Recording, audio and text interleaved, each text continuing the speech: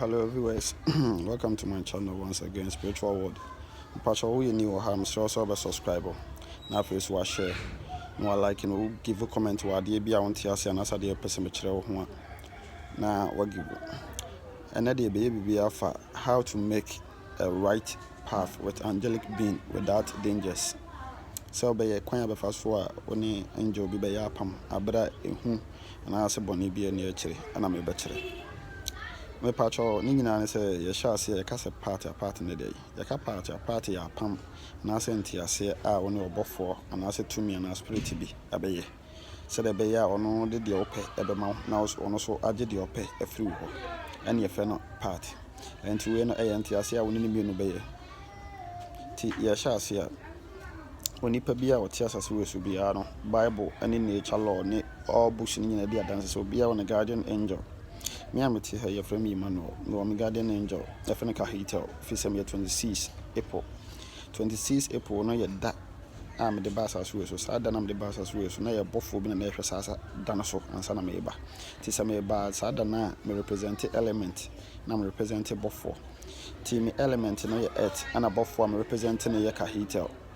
Kahito ye bofo onyankopon di na danoso means adorable God na divine blessings. Kahito ehwe asase eso enimu niema so ni archangel wodi ne so aso ye oriel asase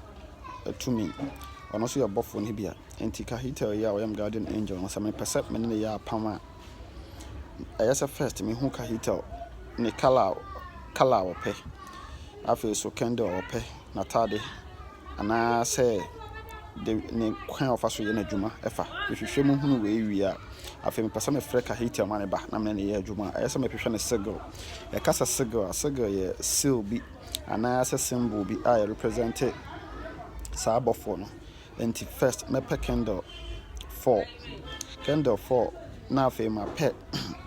ebia pin panie na ma pe your friend say ebia cap bi am de beswo na afi ma pe nsuo etofri soro na afi so me de ne sigil no any incense a ope aba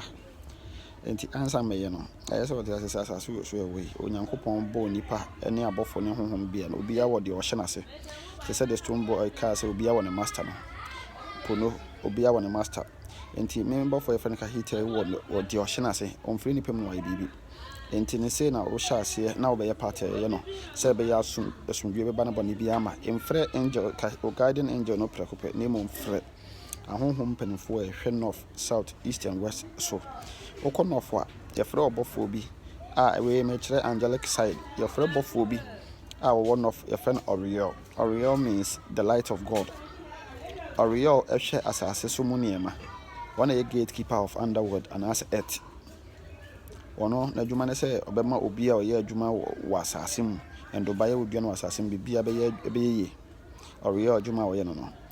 na afi so ma ko east no ma gina ho ma frɛ bofo bi a ye frɛ no Raphael your guardian angel means the healer of God and as a God who heals. Raphael deal with ayalesa ene tumi from mo de babia ye Raphael ne hweso aframa ye boy ne bibia ye Raphael ne diso ono no o kɔ no ho na ne ye adwuma o ma wadwene mu bie unya nimdie unya bibia fa adwene mu bia aso adwene ye fa so ye smart o bibia ho okɔ south for ye frɛ bofo bi Michael anase Michael de mo frɛ no Michael no ono so hwegya so eja tumi nneema bi ye fa gya ho bia na wona hwɛ so enti obema wa ye creative opeso say o bodua opeso ye de o ona ye sa nwuma nyina ona Exodus 23 nyankopɔ ka kyerɛ sɛ wode bofo bi ama no na sa bofo ne bedina nim dina kɔbɔ sa asase no so no otie na bofo no be hyira na emom ontie no ɔkasɛte bofo na so na so ye de na bofo no bedome no archangel Michael na yes ade no ne dome no ono wo hyira na ɔdome ɔboa wo ade nyina mu kɔ ha obi mu na pɛso ɔba ɔfrɛ na ɔbɛba na emom de sɛ ɔne no wa apam ansa so ɔne ni apam a ɔfrɛ na be delay ebeche ansa na abantia Christopher bebrebe ni pa bebrebe se omo bompa ye maada because of apama ni woni ni ntam ni ntia apamba mo ntama obeba na obeya ama ofe se wo hia na obeba no so hia wa so obekọ timikaya na hwa south so okọ west ya Gabriel means the strength of God ɔkuta onyankopɔn ahoɔden no ɔde te nsuo mu ɔno no ɔyɛ element of water ɔhwɛ nsuo so bɔ nsuo ho ban nti ɔma imaginations and creativity nneɛma bi afa nsuo ho bi ɔno de ba ɔdɔ ne saa nneɛma nyinaa emotional things bi yɛ Gabriel ɔno de ba ɔno adwuma a ɔno so ɛyɛ no no nti wowie a wafrɛ da for quadrant spirits anaasɛ the watch towers yɛfrɛ mu the watch towers Enoch sɛ yɛfrɛ mu watch towers nti saa watch towers wei wafrɛ mu aba no ansa na wode sigil no ato ɔmo mfimfini wode to mfimfini a sɔ candle 4 no nyinaa wosɔ candle 4 no nyinaa wosɔ north no a na wafrɛ yɛfrɛ sɛ Oriel wosɔ east a na wafrɛ Raphael wosɔ south a na wafrɛ Michael wosɔ west a na wafrɛ Gabriel afei center no ɛyɛ energy a ɛyɛ tumfo energy a balance all these angels na wafrɛ mu no Metatron ɛyɛ na commander anaasɛ ɔna ɛyɛ the ruler anaasɛ the first archangel a ɔyɛ supreme akyɛn angels no nyinaa so angels no nyinaa tie no Michael yo hwan yɛ ɔmo nyinaa hyɛ n'ase nti ɔno no wobɔ ne din archangel Metatron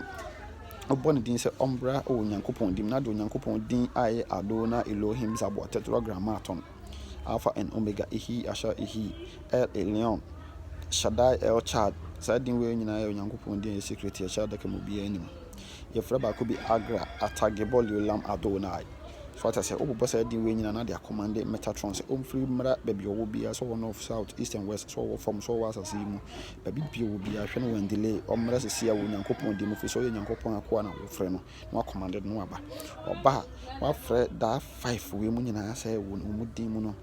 na atumi na wɔfrɛ no na ɛyɛ archangel anaasɛ wɔ guardian angel na wɔbɔ wɔn ba no wɔfrɛ no sɛ ɔmmra right now no ma represent wo na ɔmboa wo